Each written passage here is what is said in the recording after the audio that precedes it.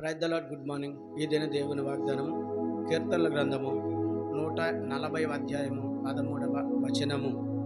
యథార్థవంతుడు నీ సన్నిధిని నివసించెదరు.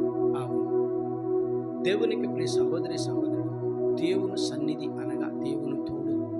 అవును, ఈ దినము నీకును నీ కుటుంబానికి దేవుడు తోడుగా ఉండాలంటే ప్రభువైన యేసుక్రీస్తు నీతో మాట్లాడుతున్నాడు. నేను నీకు తోడయ్యుందును.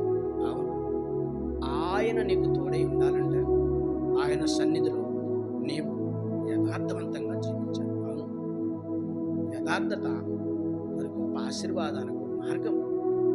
యథార్థత గొప్ప దీవులకు మార్గము కదా.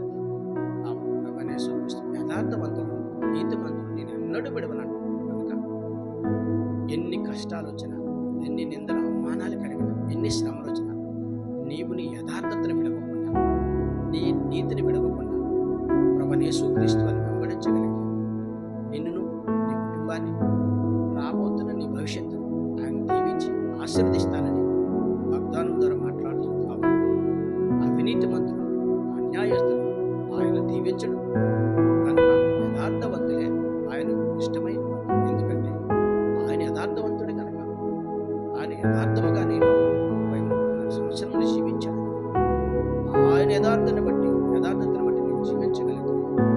మరి సహోదరి సహోదరుడు, ఆశీర్వాదం పొందుకొని మరి దేవుని సన్నిధిలో, దేవుని సంఘంలో సాక్షిగా నిలబెడతానని ప్రభువైన యేసుక్రీస్తు నీతో మాట్లాడుతున్నాను.